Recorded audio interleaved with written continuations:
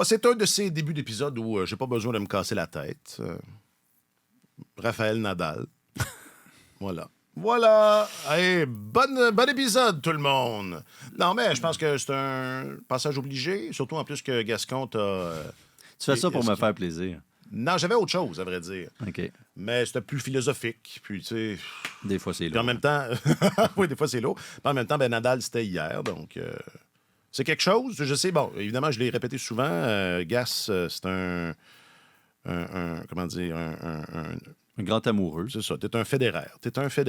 Oui, un grand fan de tennis. Ouais, Maintenant, ouais. mais c'est parce qu'il y avait tellement une rivalité entre les deux. Oui, c'est vraiment... oui, effectivement. Un fédériste. J'étais un fédériste. Ouais. C'est Et non Federer pas un nadaliste. qui m'a fait aimer vraiment ce sport-là à un autre niveau, je pense. Reste que c'est quelque chose. Moi, je préférais Nadal. Ouais, pourquoi? Je sais pas. Je trouve c'est deux styles complètement différents. Absolument. Là. Le style de Federer, c'est lisse, c'est économe, C'est poétique. C'est ça. Oui, c'est ça. Ouais. C'est poétique. C'est comme écouter de la musique classique. Ouais. Alors que Nadal, c'est plus un... Nadal, c'est corn. C'est sans compromis, l'effort total. Ce serait quoi l'analogie musicale? Je sais pas. Ben ça, c'est pas si mal. Mais punk rock, Nadal, c'est du métal. Là. Oui. Oui. Ben ça, oui. Comment ça, c'était pas ça le titre de ton texte? Nadal, c'est du métal. Et ça me surprend à cause de son style qu'il soit parvenu à durer autant que ça. Écoute, je me rappelle de Nadal, quand il avait 19-20 ans, on disait, lui, à 30 ans, c'est sûr que sa carrière est terminée. T'sais, il va avoir 38 ans le 3 juin. Sa longévité est exceptionnelle, comme l'a été celle de Federer, comme l'est actuellement celle de Novak Djokovic aussi. Il y a un auteur qui s'appelle David Foster Wallace, un auteur américain qui est décédé maintenant depuis un bon moment, qui est un grand fan, qui a écrit Infinity Jest, l'infini comédie. En tout cas, c'est quand même une grande œuvre dans la littérature américaine. C'était un fan fini de tennis. Ouais.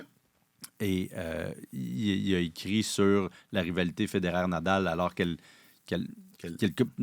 faisait plus que poindre. Là. Elle en était peut-être pas à son paroxysme, mais elle prenait du galon, de l'ampleur. Puis c'était vraiment ça. Là. Le circuit était divisé en deux. La dichotomie était parfaite entre Federer et Nadal. Puis lui disait Federer comme une expérience religieuse, un peu, quand tu le regardes. Il y avait de la métaphysique là-dedans, là, quand tu le regardes jouer. Puis il a écrit un assez long papier là-dessus, un article qui était publié dans le New York Times, qui est super intéressant.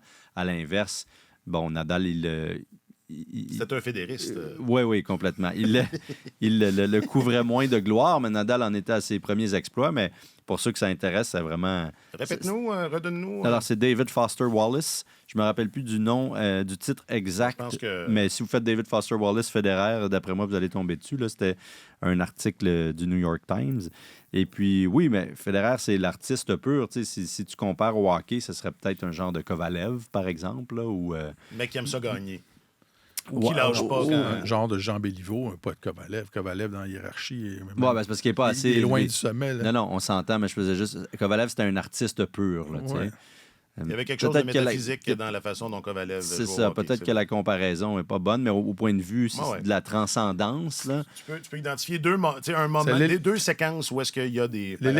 L'élégance efficace. Alors que Raphaël Nadal, je sais pas, c'est Bretol, genre, ou Brendan Shanahan, là, quelque chose comme ça. Là. Là, en ce moment, ça serait Zach Hyman. Je serais curieux de savoir ce que Nadal en pense. Vraiment, ce sont des comparaisons boiteuses. Vraiment, c'est ce que vous pensez de moi. Ce sont des comparaisons boiteuses. Ce sont de boiter et... voilà. En tout cas, bref, on va peut-être le voir aux Jeux olympiques pour une dernière fois, Martin. Oui, puis après ça, il risque de tirer sa révérence avec son chum Federer à la Laver Cup que Roger a parti lui-même. Donc c'est peut-être même pas son dernier match à Roland-Garros. Non, effectivement. Tout ça est exagéré. Tout ça pour ça, ouais. Ben, tu sais, les médias, aussitôt qu'ils ont une chance de faire des clics. OK, ben on s'en reparle. Ça fait une belle histoire, pareil. Après les jeux. Puis j'espère que Roger et Raphaël vont encore s'étreindre en pleurant. Là, c'était beau, ça. C'était un beau moment. C'était beau. Aujourd'hui, ce sont de pas pires demi-finales. Choisir entre Caroline et Columbus et la Tchéquie au sommet du monde. C'est comme... c'est grandiloquent. Oui, non, mais ça se veut diamétralement opposé à l'importance... Enfin, on en discutera. La Tchéquie au sommet du monde. C'est tellement OK. Épisode 326.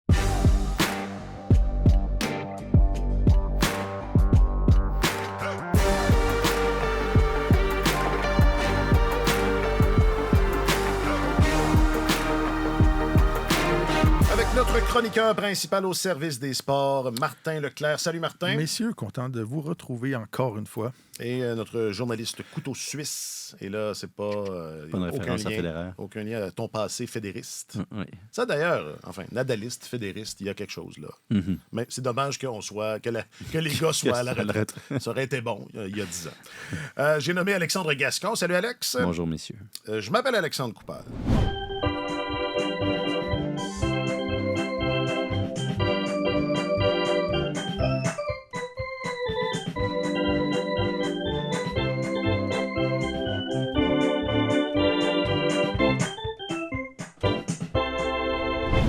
Ils sont pas pires, ces demi-finales-là. Commentaire général là, C'est sur du beau hockey. sur l'ambiance, sur l'air du temps. Hein, c'est pas pire. Oui. Ouais, voilà. Très divertissant, serré. Alors, merci d'avoir été à l'écoute. Et on se retrouve. Non, mais je pense qu'elles remplissent leurs promesses. Là. Ouais, Jusqu'à non, présent, non, on tout à s'attendait à des duels vraiment serrés, spectaculaires, puis c'est ça qu'on a. Voilà. On va faire les choses en ordre déchronologique. Comme tu veux, mon vieux. Ouais, le match entre les Stars, le troisième match entre les Stars et les Oilers était présenté lundi soir. Donc, il y a de ça quelques heures avant cet enregistrement. Bon match que les Stars ont gagné. Moi, j'ai regardé en direct la deuxième période et c'est le contraire de l'affirmation que j'ai faite parce que cette deuxième période-là, tu avais l'impression qu'il n'y avait pas de duel. Oui, il y a des changements de momentum assez importants dans ces demi-finales-là. Et hier, la façon dont les Oilers ont joué en première période, marqué 2 buts rapides pour commencer le match. Et puis là, à force de voir des matchs de hockey, c'est ça qu'on gagne notre vie à faire ça. C'est souvent, en quelques minutes dans un match, tu peux prédire l'allure un peu de la rencontre ou quelle tournure ça va prendre. Et ça semblait être parti pour être une soirée difficile pour les Stars de Dallas. Les Oilers avaient de la vitesse, généraient des chances de marquer. Ils semblaient en possession de leurs moyens. Connor McDavid semblait en grande forme.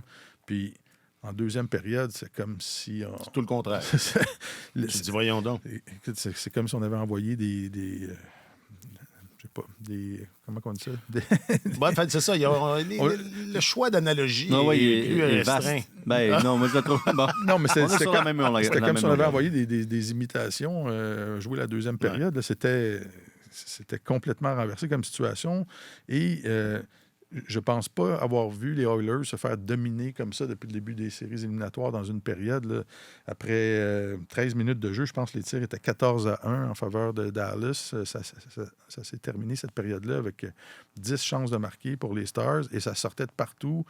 3 buts marqués en moins de 5 minutes, en 4 minutes et quelques pour les Stars. Et...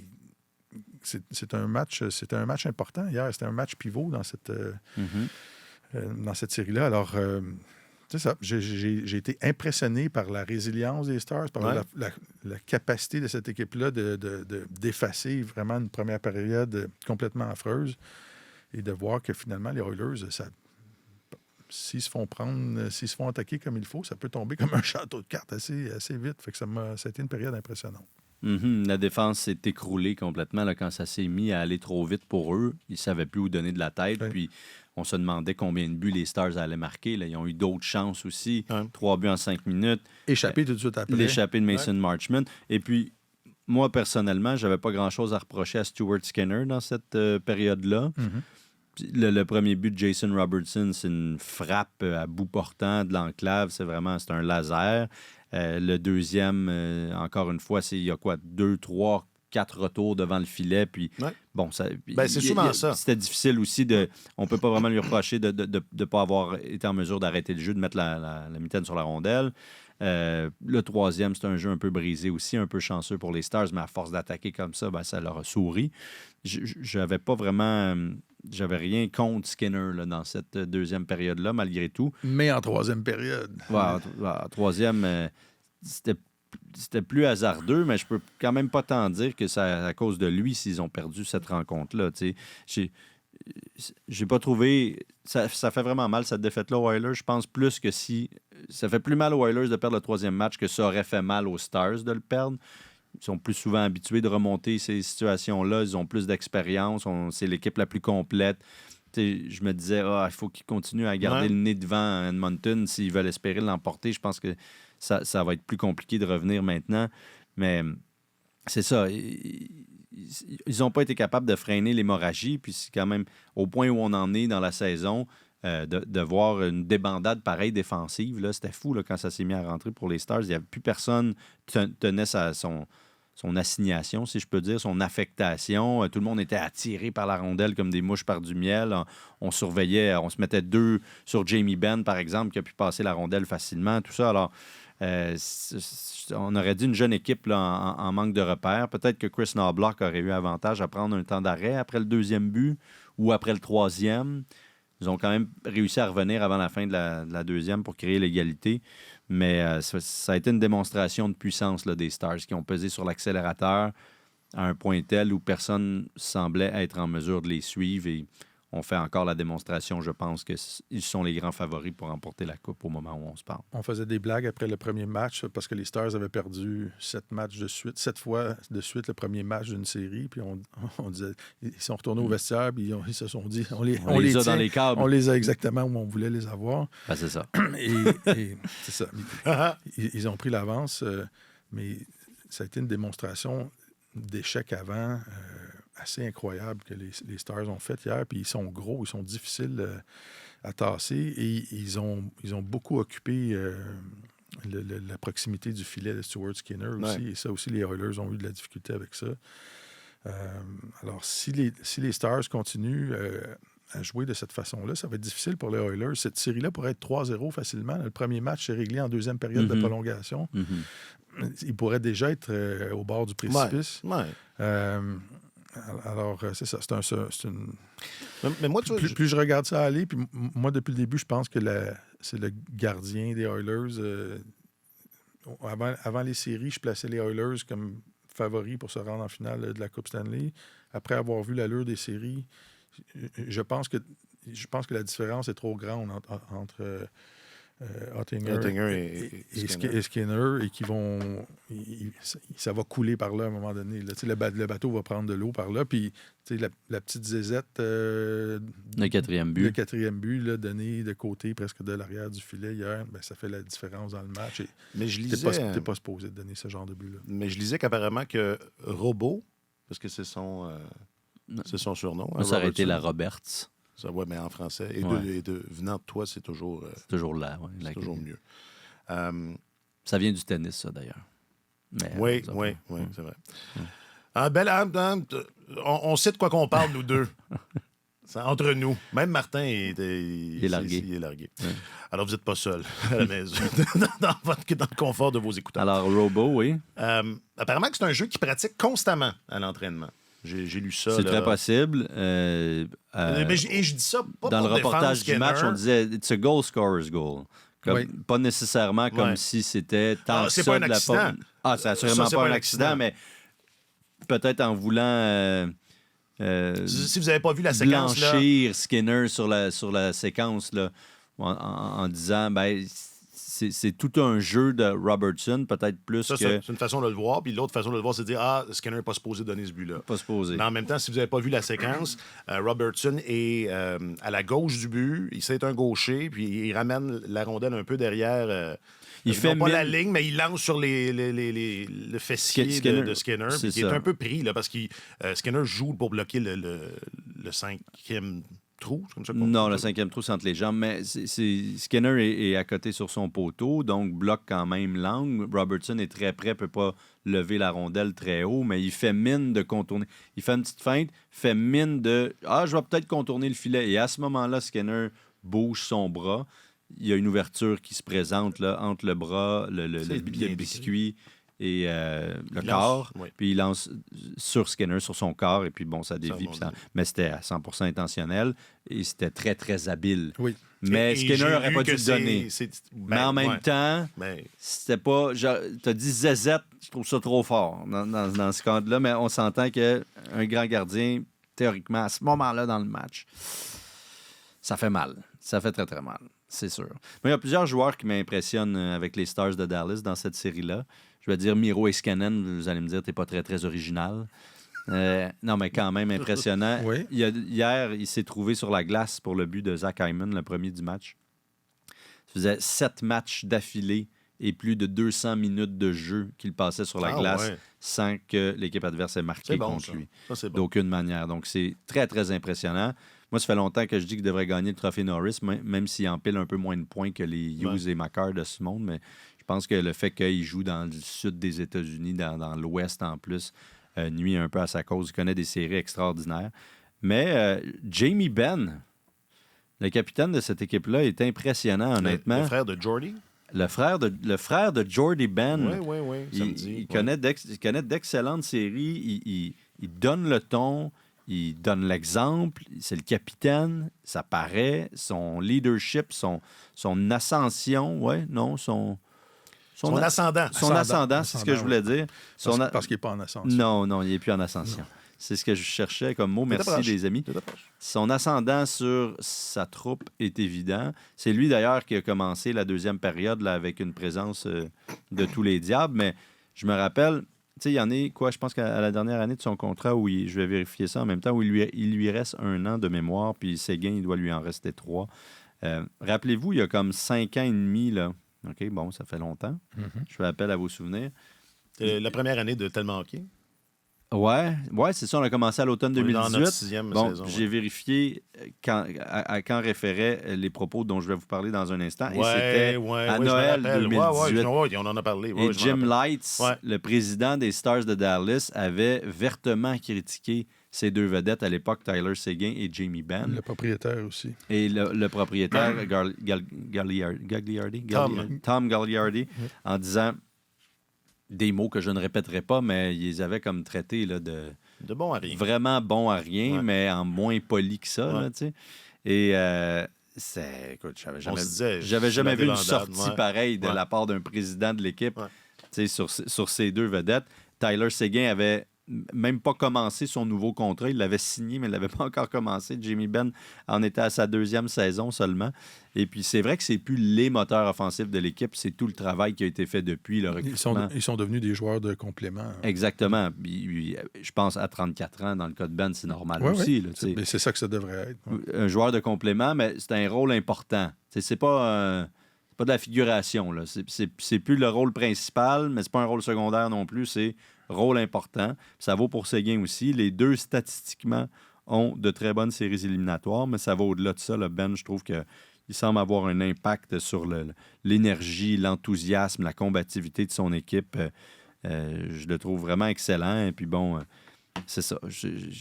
Une autre démonstration... Beaucoup d'eau a coulé sous les ponts depuis ce temps-là, mais c'est une autre démonstration de comment, des fois, tu regardes une situation, tu regardes ça, c'est les propos des dirigeants des Stars il y a 6 ans, et tu dis, là, il faut faire maison nette. Exact. Il n'y a rien à faire avec ça. Surtout qu'à l'époque, les Stars étaient sur le point de rater les séries éliminatoires pour une 9e fois en 11 ans.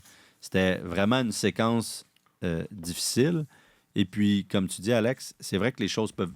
Quelques bonnes manœuvres, un peu de chance, et les choses peuvent tourner assez rapidement. Puis ces gars-là que tu traitais de crotte de nez il n'y a pas si longtemps, c'était ça, mais en plus violent, peuvent être centrales au succès de ton équipe un peu plus tard. Donc, parfois, pas jeter le bébé avec le bain. Quand c'est difficile de ne pas l'oublier, mais je pensais à ça hier quand je voyais aller le beau Jamie. Je trouvais qu'il jouait très, très bien pour un gars qui va avoir 35 ans. Puis, OK. Quelque chose, mais c'est une démonstration de recrutement de haut niveau aussi à laquelle on assiste. Là, ça, c'est sûr. Puis on en a parlé. C'est ça. Jason Robertson, Wyatt Johnson, ce sont eux qui tirent la charrette. Européen, c'est un choix de quoi? 3e tour? C'est le plus loin des 3, je pense. Robertson, c'est 2e. Robertson, 2 ans. Wyatt Johnson, fin de premier tour, dans le dernier tiers du premier tour. 2e aussi, il me semble. 2e aussi, Ince, ouais. Alors, tu sais, ce sont des... Mais Escanen? Escanen, 4e overall. 3e overall, juste devant McCall. Non, mais il y en a un autre là, joueur important. Jake Ottinger, mais premier tour, mais un peu plus loin. Alors, d'un point de vue recrutement, ce sont des gars, habituellement, c'est pas du talent de la fine élite que tu recrutes en fin de premier tour ou au 2e tour. Et ce sont eux là, qui tirent la charrette probablement d'une équipe qui va remporter la Coupe Stanley. Alors, il y a Tu dis ça globalement ou pour cette année? Pour cette année. Okay. Je sais pas. Ils vont être difficiles à freiner. Okay. Je t'ai interrompu. Là, non, mais on peut dire qu'ils ont d'excellentes chances de remporter la Coupe Stanley. Oui, je pense t'avances pas trop, là. Je pense pas que c'est ça. Je pense pas révolutionner grand-chose en disant ça. Mais c'est une démonstration. Tu regardes comment cette équipe-là est bâtie et où les joueurs ont été sélectionnés. Ils ont pigé des grosses cartes. C'est ça, Ottinger, comme je le disais, fin de premier tour, 26e au total. Et comme on est mesquin et de mauvaise foi, on aime rappeler que Ottinger a été choisi juste après le choix du Canadien en 2017. Ben on devine, là, en 2017, alors ça devait être le frère de... Non, le fils de... Non. Attends un peu. Non, 2017, choix du Canadien, fin de... Premier tour. Voyons. Joueur de centre. C'était-tu Jesperi? Non, Jesperi, c'était l'année d'après. Jesperi, le 3e au total. 18, oui. Ryan Poehling. Ah oui. Qui a eu, pendant un moment, la meilleure moyenne de buts marqués par match de toute l'histoire. De l'histoire de la Ligue nationale. Oui, 26e après Poehling. Est-ce que vous avez quelque chose à ajouter sur cet affrontement occidental? Bonne chance à toute l'équipe aux Oilers. Il va falloir que... Ouais. Non, je dirais ça. J'ai failli avoir un super beau moment pour Vincent Desharnais, Martin, là. De qui tu es l'agent, je pense. Là. Non. I'm not. C'est le cousin de David. Non plus. Non. Génétiquement, ça paraît pas, en tout cas. On fait des blagues parce que Martin a suivi sa carrière depuis longtemps. Et puis, on avait parlé avec... du même coin. C'est ça, c'est du même coin. Alors, c'est tout le même monde. Mais hier, à 3-3, Vincent a frappé un retentissant poteau. C'est vrai. Oui, et tu vois, ça va m'amener là où j'allais. Tu sais, il y a ces deux équipes-là, mis à part un petit détail peut-être, tu sais, vous parliez de les deux gardiens. Tu sais, oui, Ottinger est meilleur que Skinner, mais Skinner, je trouve pas que Skinner, c'est un problème. Je veux dire, Skinner, c'est Skinner. Tu sais, je veux dire, c'est pas Ottinger. Puis les deux jouent à la hauteur de ce à quoi on s'attend. Et ce qui manquait peut-être hier, et c'est Desharnais qui aurait joué ce rôle-là, mais tu sais, c'était égalité en troisième. C'est une série très serrée. Il manquait juste un jeu déterminant. Et c'est les Stars qui l'ont, et c'est Robbo qui l'a fait. Moi, je suis tout à fait conscient là, que c'est pas une affirmation farfelue de dire que les Stars vont gagner ou pourraient gagner la Coupe Stanley. Mais moi, je trouve pas que les Oilers sont en danger. Je trouve que cette série-là se déroule un peu comme elle devrait. Ils sont à un but dans la deuxième période de prolongation d'être 0-3 dans la série. Ça se finit, ça. Quand tu as deux équipes de haut niveau qui s'affrontent, ça va se jouer sur un détail, ça va se jouer sur pas grand-chose. C'est qui va être capable de l'exécuter ou d'empêcher ce petit quelque chose-là d'arriver. L'autre chose que je trouve intéressante dans cette série-là, ce sont les unités de désavantage numérique. Les deux sont à 100%.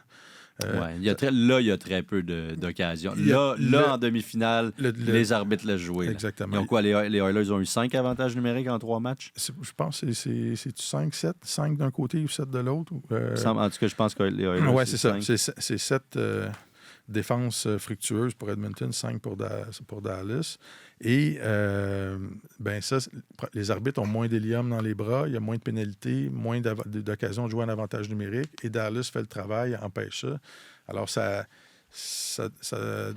c'est peut-être désorientant un peu pour les Oilers parce qu'ils ont toujours fonctionné avec ça. Ouais. Ça a toujours fait partie de leur carburant d'aller chercher des points en avantage numérique. Alors, si ça reste à 100% de chaque côté pour les unités de désavantage numérique, il va falloir bien jouer à 5 contre 5, faire la différence. Puis en saison, je regardais, c'est deux équipes presque pareilles là, qui ont marqué, je pense, le même nombre de buts à 5 contre 5. Il n'y a pas quelques buts de différence accordés. Mais ça va être du hockey plus abrasif. Là. Il va y avoir peut-être moins de points ou de liberté pour les joueurs des Oilers. Non, c'est un affrontement assez égal, puis c'est pas terminé pour Edmonton. Ils ont juste beaucoup moins de marge de manœuvre maintenant. Oui. Question du public, réseaux sociaux. Question du public, réseaux sociaux. Question du public, réseaux sociaux. Question du public sur les réseaux sociaux. Là où ça fait mal, réseaux sociaux. Question du public. Question du public. Question du réseau. Question du public. On se sent vivant. Ça m'impressionne qu'on puisse faire des chansons avec ce genre de refrain-là. Puis plus qu'une. Oui, oui. C'est comme toute une déclinaison. Je pense que l'album, ça devrait être pour bientôt. Là. Oui, Le premier surveillez, album. disponible uniquement sur OH Duo Sur le dark web. ou sur le dark web, auquel je ferai référence tantôt. J'ai assez hâte, ça faisait longtemps. Restez là. Je vais peut-être oublier. Oui, voilà, dans quelques minutes. Restez là. Restez là. Je vais faire référence, mais ça se peut que j'oublie. Ça, à l'école de communication, Voilà. Alexandre Tu vois, Coupal. j'ai couvert tous mes angles. Ouais. J'ai pas de place. Je peux pas Un me tromper teaser maintenant. de qualité. L'occasion est trop belle. Puisqu'on va faire, on va parler de la série New York-Floride. L'occasion est trop belle de ne pas faire la transition avec cette question qu'on vous posait cette semaine, ou enfin en ce début de semaine, via les réseaux sociaux de Radio-Canada Sport.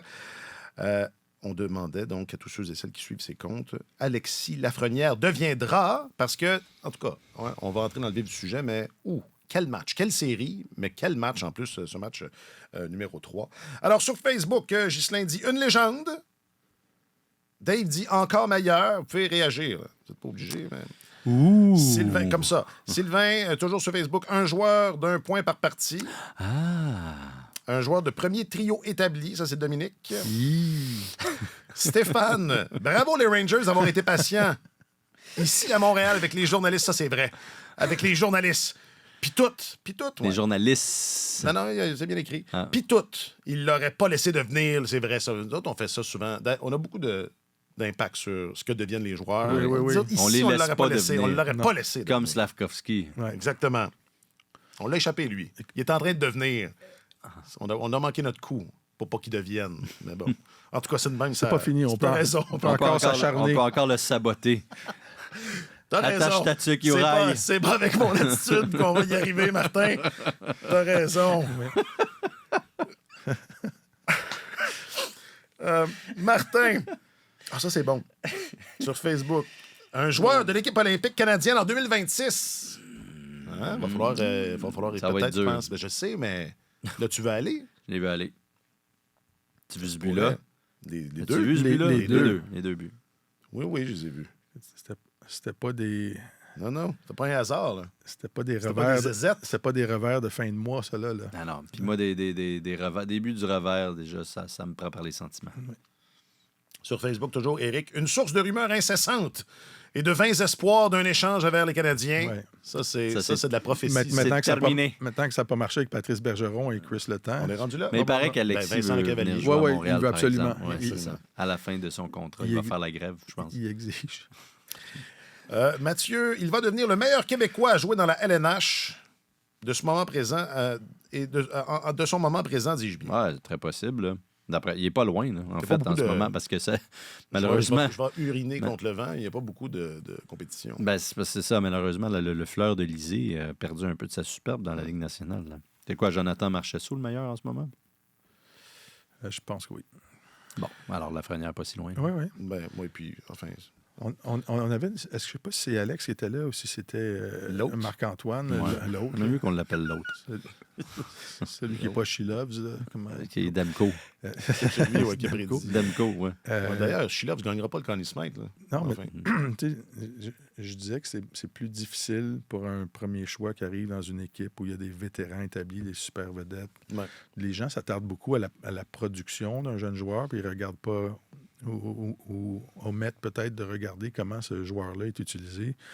Puis j'ai juste extrait une statistique au cours de la dernière saison. Combien de minutes Lafrenière? Il a marqué 28 buts cette année, 57 points. Combien de temps il a joué en avantage numérique en comparaison avec d'autres jeunes joueurs qui ont été le premier attaquant repêché au cours des derniers repêchages? Et Lafrenière a joué seulement la saison dernière 105 minutes en avantage numérique. Jack Hughes, en 62 matchs, a joué 236 minutes en avantage Mais numérique. c'est 1 minute par match à peu près, là. 105 minutes. 1 minute et des poussières par match. Ouais. C'est donc C'est peu. mais si tu compares, c'est plus que la moitié là, que Hughes. Non, mais c'est pas beaucoup, là. C'est ça, je veux dire. Oh, pour un joueur ouais. offensif, 1 minute, c'est pas beaucoup. Ça Alors, veut dire que tu as les grenailles, là. C'est ça. C'est la deuxième, c'est la deuxième Tu vague. rentres, il là. reste 20 secondes. là. Exact. Et Lafrenière a joué en moyenne cette saison 1 minute 14 en avantage numérique dans son équipe. Puis les gars comme Panarin, Kreider, Trocheck, Zibanejad ont joué pas loin de 4 minutes. Là, c'était 3 minutes 40 et plus. Fait qu'il a réussi à marquer 28 buts dans ces circonstances-là. Slavkovski a joué 241 minutes en avantage numérique. Ah, ouais. 2 fois et demi. Oui, il a marqué 20 buts. Matt Beniers a joué 192 minutes. Il a marqué 15 buts. Svechnikov a joué juste 59 matchs, mais il a joué 146 minutes. Il a joué une fois et demi le temps de Lafrenière en avantage numérique. Fait que tu regardes sa production à 28 buts, 29 passes, avec très, très peu, juste des fins, des deuxièmes vagues en fin d'avantage numérique. Là. Moi, je trouve ça remarquable. Là, et c'est un des joueurs dans la Ligue nationale qui était le plus utilisé à 5 contre 5 cette année. Il a été chercher des très, très bons chiffres, là où c'est le plus difficile de générer de l'attaque. Ben écoute, je ne sais pas si tu avais terminé, mais je pourrais ajouter à tes statistiques. Il est 15e buteur à force égale dans toute la Ligue nationale. Parce qu'il marque tous ses buts. Il a marqué 26 buts à force égale, donc il est le 15e buteur de la Ligue nationale. Non, ça veut dire que tu sais jouer au hockey. Là. C'est pas... C'est une bonne position. Non, c'est à égalité avec Nylander, Carter Verhaeghe, mettons Brady Tkachuk, Lucas Raymond, Jake Gensel, Sam Reinhart, qui a marqué 55 buts cette année, 54, en a moins que lui, à 5 contre 5. Fait qu'il faut prendre au sérieux son talent et ça illustre la différence par arriver dans une équipe comme les Rangers, qui ont obtenu le premier choix comme ça, qui avait déjà vraiment un noyau très, très fort, à des jeunes qui arrivent dans une équipe puis que le tapis se déroule devant eux puis prend tout le temps de glace que tu veux, mon homme, puis récolte des points. C'est pas le même contexte. Il l'a pas eu facile. Une petite dernière sur Twitter. Frédéric dit à la question, Alexis Lafrenière, oui, deviendra un gagnant de la Coupe Stanley. Possible. Ouais. Oui. Possible que ça arrive dès cette année. Mais tu dis, il l'a pas eu facile, Martin, mais je me demande, est-ce que c'est mieux ça, à long être terme, couvé pendant un bout de temps, que Connor Bedard, mettons? Oui, moi, je pense que c'est mieux ce contexte-là. C'est ce que je pense aussi. Que de tout avoir sur tes épaules, puis là, dans un contexte perdant, puis... tu ramasses des points, mais tu finis moins 27. C'est ça. Et d'avoir, tu sais, il y a des standards d'excellence qui sont établis. Grimpe les échelons, mon homme, dépasse les autres si tu veux y aller. Puis éventuellement, ils vont lui faire la place. Il va falloir le payer, Lafrenière, à un moment donné. Il va falloir... mais c'est un joueur très important pour eux en série. Là. avec Shesterkin, c'est les deux... C'était le meilleur joueur. Là. Puis dans le premier match, c'était leur meilleur joueur aussi. Alors que dimanche, les gros canons ne tonnaient pas fort. Oui. Puis on parlait de plusieurs buts des Stars qui sont marqués sur des rondelles, des jeux brisés, des rondelles qui traînent un peu. Les 2 buts de Lafrenière dans le match dimanche, exceptionnel. C'est 100% une création là, du début à la fin. Là. C'est magnifique. Et ça, je dis lui et Shesterkin font la différence parce qu'un peu à la manière d'un gardien de but, c'est un jeu individuel qui fait une différence énorme là, dans le cas de ces 2 buts. Oui. Cela dit, je ne suis pas du tout inquiet pour les Panthers, mais peut-être qu'on y viendra. Là. On y vient, là. Vas-y. Je suis pas inquiet pour les Panthers. Bon, alors... Autre chose à dire? Je pensais que, après le premier match, j'avais trouvé que les Rangers s'étaient fait brasser un peu. Là. Puis, entre autres, à la fin de la rencontre, quand Mikola a planté je ne sais plus qui dans la bande, puis que personne... Trocheck, je pense? Il y a je ne sais plus qui. Je ne sais plus. Et qui a absolument... On l'a cherché, on le sait pas. Qui a absolument personne qui a réagi. On en a parlé vendredi. Ah, bon, excusez. Tu ne nous écoutes pas? Ben souvent, oui. Oui. Souvent, oui, mais des fois, j'en manque des petits bouts où je m'endors quand Godin parle. Mais... non, c'est pas vrai. C'est pas vrai du tout. Je vous ai écouté, mais peut-être que j'ai manqué ce petit bout-là. Sauf que je me disais, à l'inverse, je pense que c'est Elliot Friedman qui avait amené ce point-là, puis je trouvais ça intéressant. Si c'était Barclay Goodrow qui avait ramassé Alexander Barkov à 8 secondes de la fin...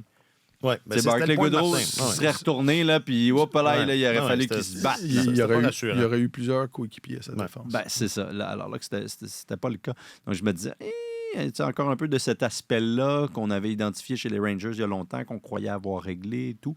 Finalement, ça n'a eu aucun impact. Oui, c'est ça. Alors, au grand bien leur face, ça démontre que le hockey change, évolue aussi, mais cela dit, les Panthers, je pense pas qu'eux soient inquiets.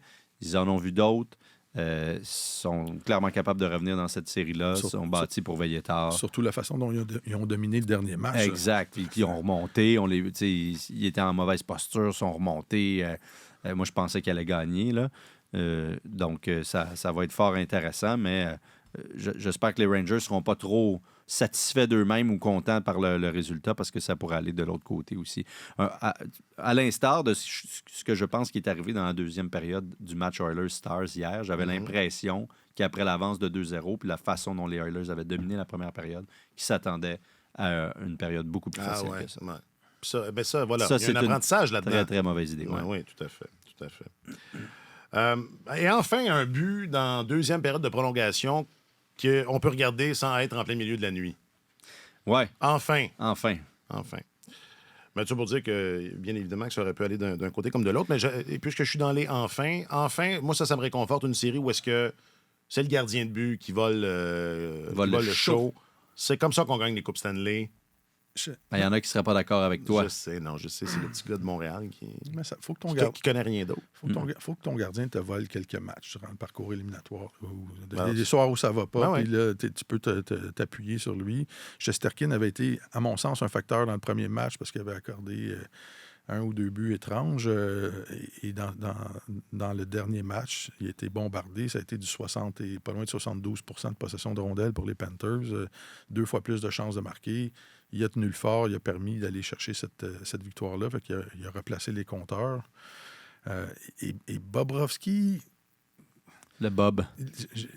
Il n'est pas tout à fait... Je trouve qu'il y a une coche en dessous de ce qu'il avait fait l'année dernière. Et il y a des soirs, il est juste correct.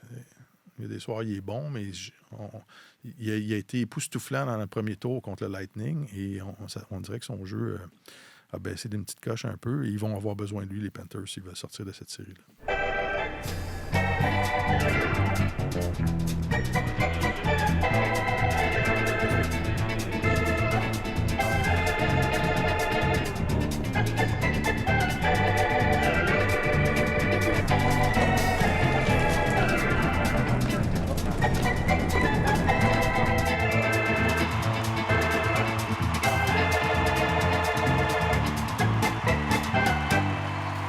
On a, vendredi dernier, longuement épilogué sur les tractations de mouvements de personnel administratif entre la Caroline et la Columbus.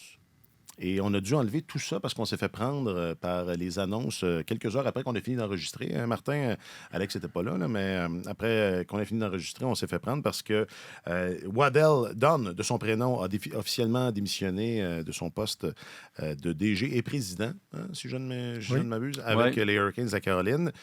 Son adjoint Eric Tulski a été nommé DG par intérim ou enfin dans le groupe. Là, on semble se diriger vers un groupe de dirigeants en Caroline. Et on s'attend, là, selon des rumeurs de gens qui rapportent des choses qui s'avèrent toujours. On s'attend à ce que Waddell soit nommé bientôt patron, on parle de président et DG des Blue Jackets de Columbus.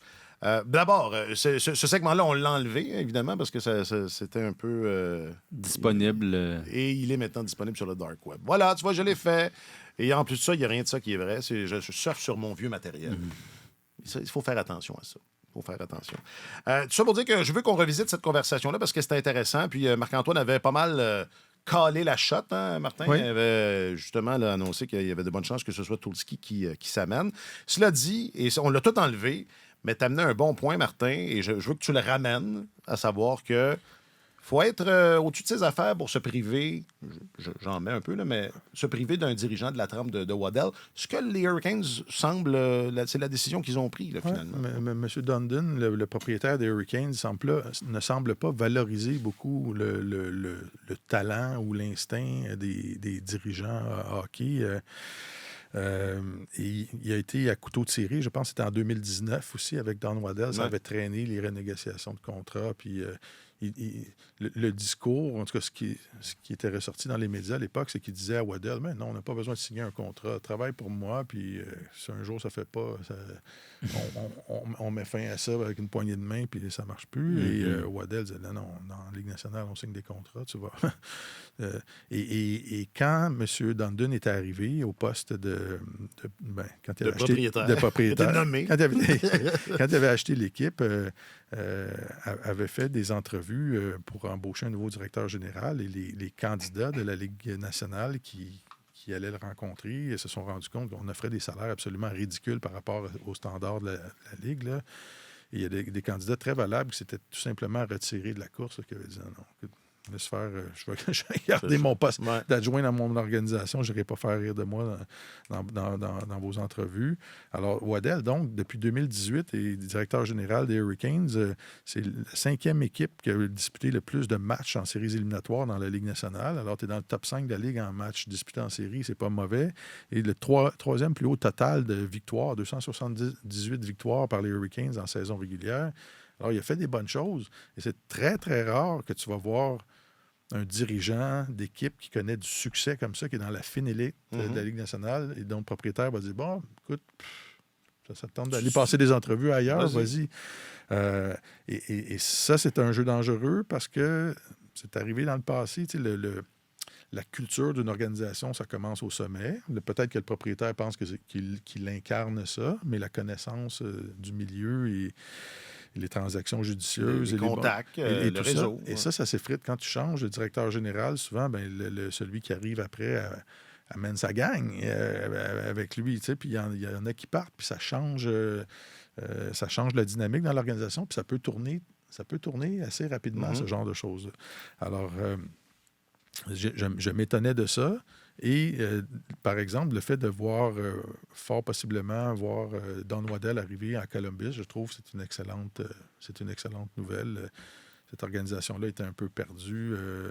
Ils sont passés à travers 2 ou 3 reconstructions successives parce qu'il y a des bons joueurs qui ont quitté. Ça a été des reconstructions forcées, pas provoquées par l'âge de l'équipe. Alors, ils ont un homme de hockey aguerri qui arrive et ça va peut-être leur permettre de prendre une respiration. Il y a beaucoup de bons actifs dans cette organisation-là, puis de reprendre leur élan tranquillement. Oui, il y a 2 façons de voir la carrière de Don Waddell qui est vraiment scindée en 2, je trouve. Si tu remontes un peu plus loin, ça a été le premier directeur général et presque le seul des Thrashers d'Atlanta.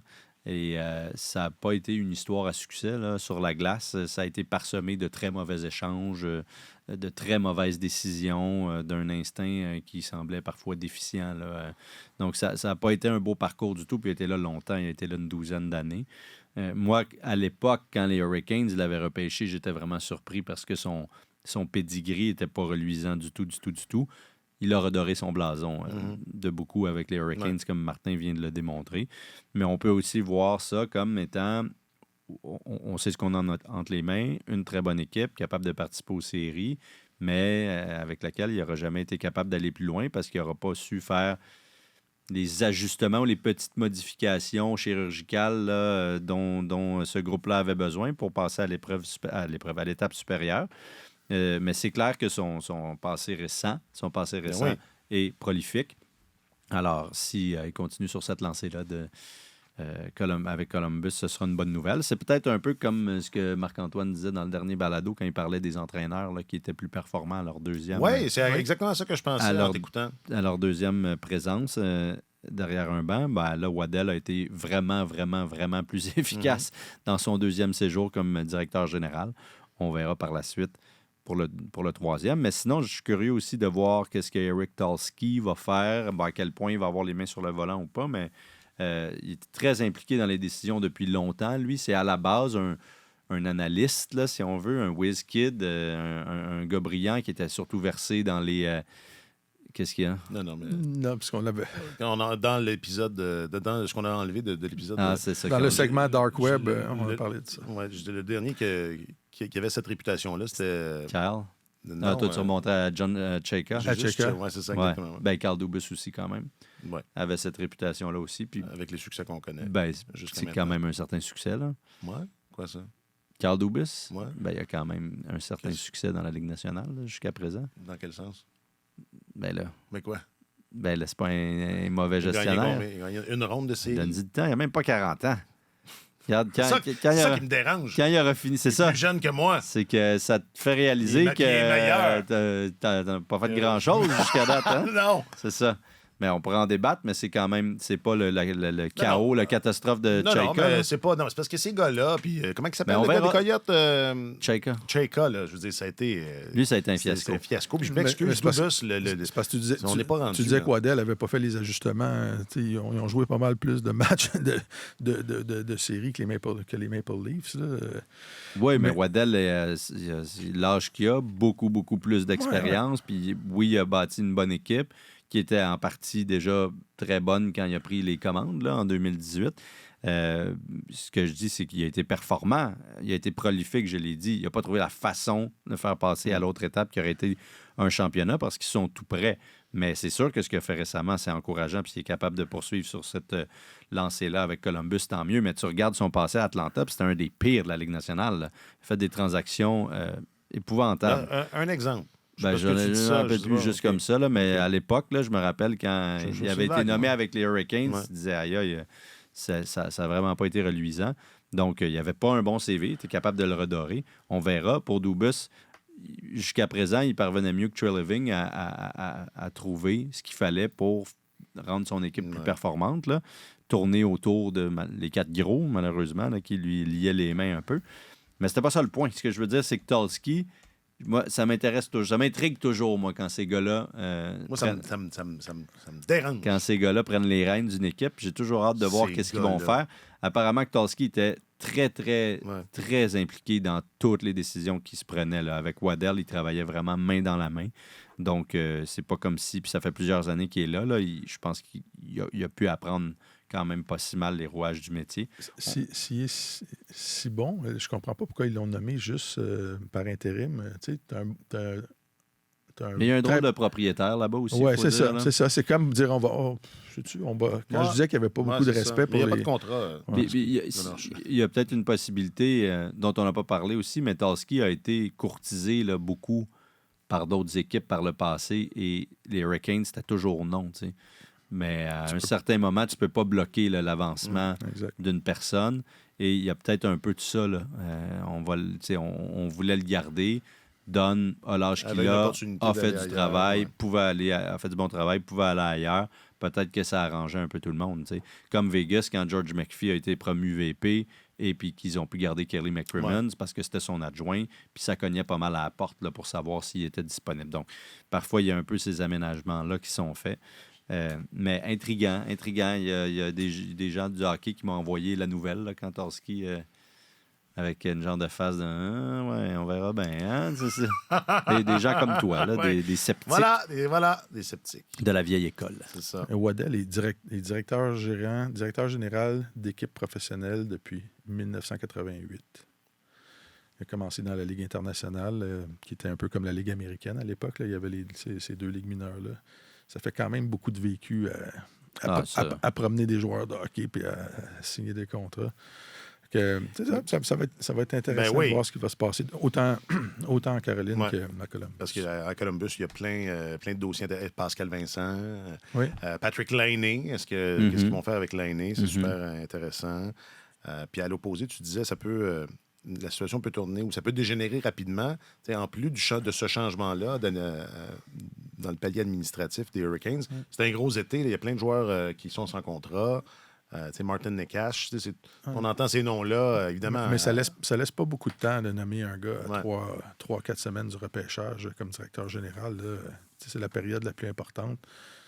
Il connaît le paysage comme directeur général des Hurricanes, ce qui s'en vient au repêchage et tout ça, mais de faire le tour de ton organisation et d'être capable de bouger, ça laisse pas grand marge de manœuvre. C'était le championnat mondial de hockey sur glace qui s'est terminé en fin de semaine. Oui. Oui. Oui, tout à fait. Et c'était un très bon tournoi. J'ai été très surpris. J'ai l'habitude de regarder ça un peu en dilettante là, quand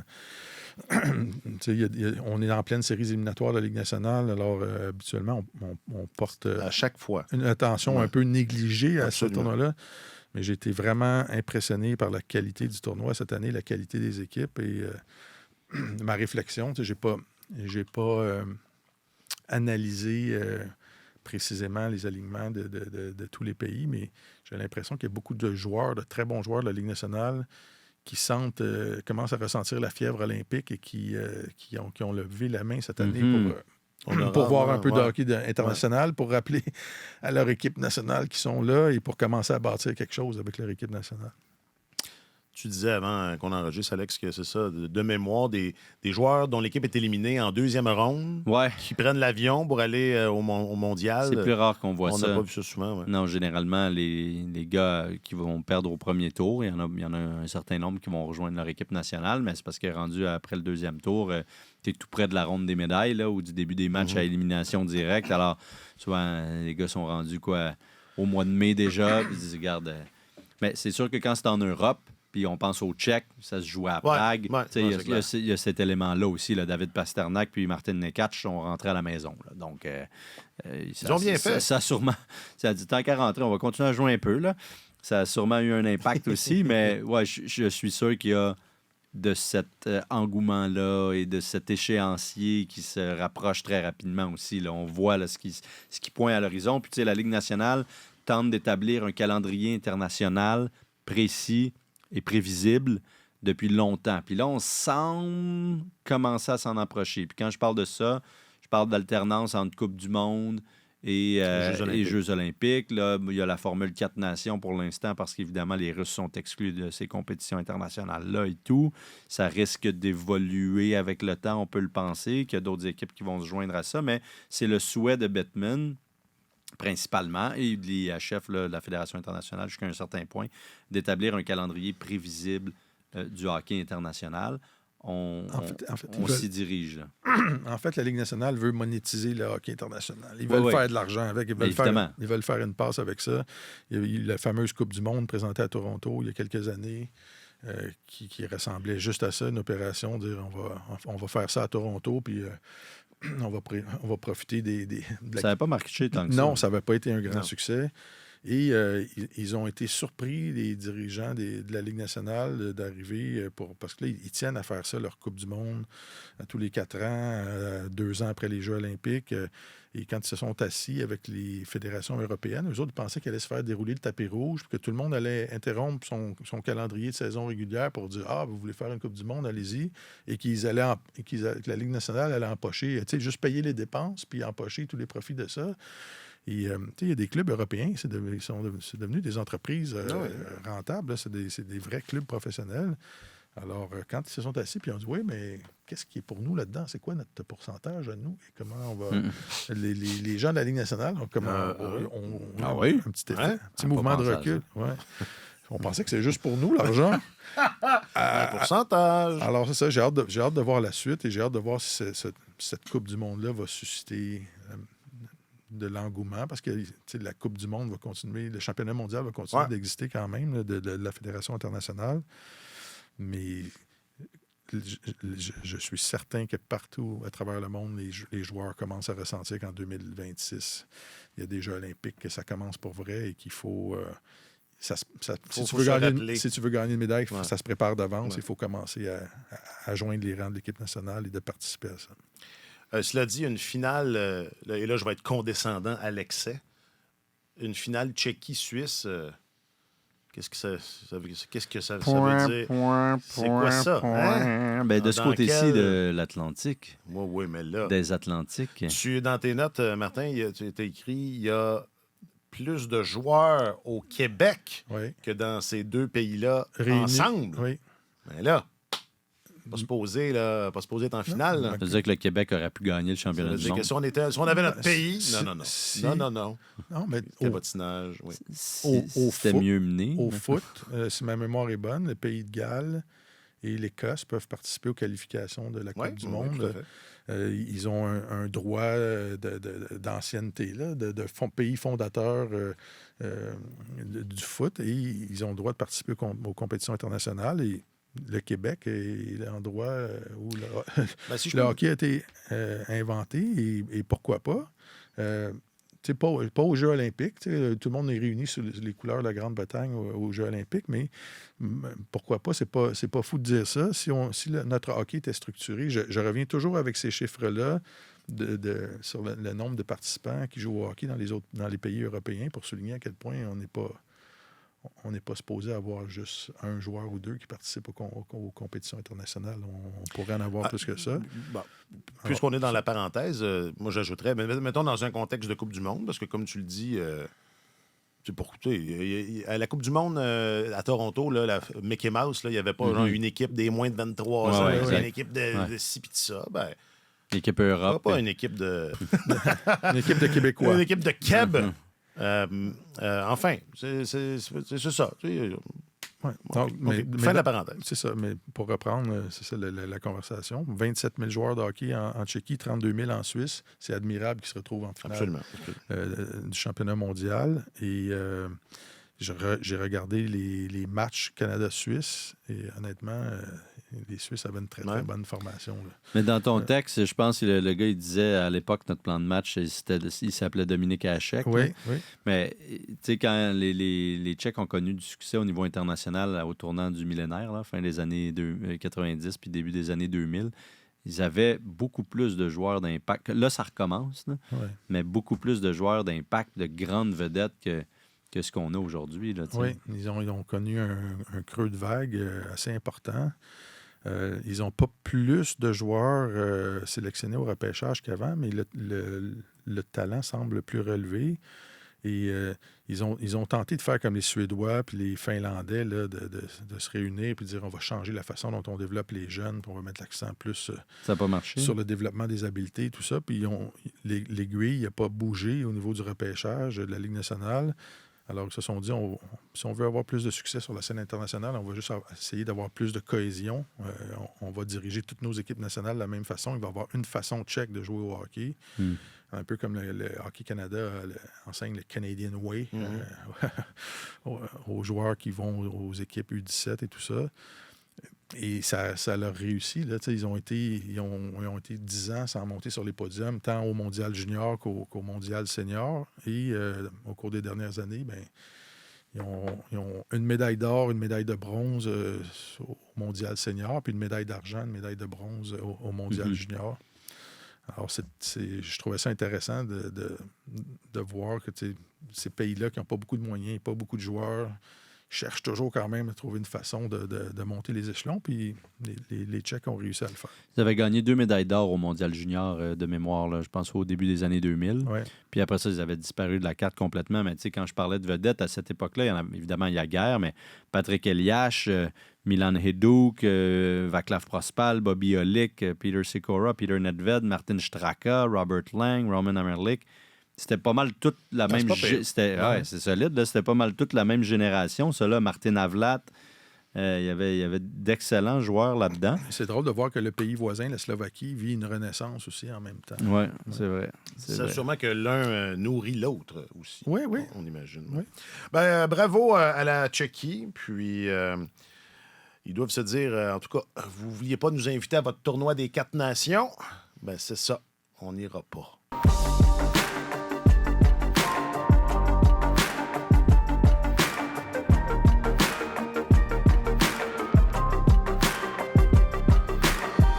Je sais pas. J'ai hâte que ça évolue, cette formule-là. C'est quoi? C'est la Finlande et la Suède, les deux autres nations? T'sais, entre nous... Canada, États-Unis, Finlande, Suède, c'est bien. Oui, mais c'est ça. C'est la Tchéquie qui vient de gagner, qui va être la championne du monde en titre. Oui, c'est plate qu'eux soient pas là, que les Slovaques soient pas là. Ouais. Évidemment, les Russes, on le comprend, mais c'est sûr que ça manque au hockey international, là, on s'entend. Là. Qu'est-ce qui va arriver avec les Jeux? Ce qu'on sait? Ce qui va arriver avec les Jeux? Aux Jeux olympiques de Milan, est-ce qu'ils vont nous faire une équipe là, de représentants? Pour l'instant, ils n'ont pas empêché un grand athlète russe de participer à quoi que ce soit. Là. Ils ont fait croire qu'ils les empêchaient de participer, mais c'était léger quand même comme sanction. C'est la responsabilité des fédérations internationales d'exclure ou pas. En athlétisme, les Russes sont toujours exclus, si ma mémoire est bonne. La Fédération internationale de hockey sur glace est assez stricte avec les Russes, depuis ils sont exclus des compétitions internationales. Il n'y a pas il y a pas de mouvement de rapprochement. Mais ils ont participé aux Jeux olympiques. Quand même. Là. Ben, avant, c'était à cause du scandale de corruption, tu me diras. Là, c'était pas par rapport à la guerre en Ukraine. Mais en 2018 puis en 2022, il leur a été permis quand même de compétitionner sous bannière neutre. Voilà, et on les appelait les athlètes olympiques de Russie. Bon, je veux dire, on s'entend que quelle pénalité. Tout le monde dans les estrades chantait l'hymne national au lieu qu'on l'entende dans les haut-parleurs, puis les drapeaux russes partout. Puis bon, là, ça se pourrait qu'à Milan, le contexte soit différent. T'sais. Mais quelle belle façon du CIO de pelleter, se décharger de ses responsabilités en disant c'est aux fédérations internationales de statuer. Nous autres, on est apolitique, comme tout le monde le sait. C'est important. Et que les gestionnaires de crise prennent bonne note. C'est une leçon. Mais là, j'ai quelques échanges de Don Waddell. Ça vous intéresse-tu? Oui, absolument. Restez là. Alors, quelques mauvais... Top 3 des pires échanges de Don Waddell. C'est moins pire que ce que je pensais quand même. Mais ça ne sert pas tant à mon propos. Fait que finalement, on n'en parlera pas. Non, mais tu sais, il avait commencé par cet échange-là avec les Canucks de Vancouver. Ça s'était fait à plusieurs équipes au repêchage, pour que Vancouver, en 99, repêche les 2 Cédines, 2 et 3. Oui, ben oui. Il y avait un choix d'Atlanta là-dedans. Oui, Atlanta s'est ramassé avec le premier choix au total. Ouais. Il y avait, je pense, une genre d'entente avec Brian Burke des Canucks parce que les autres, ils voulaient les 2 jumeaux, 2 et 3.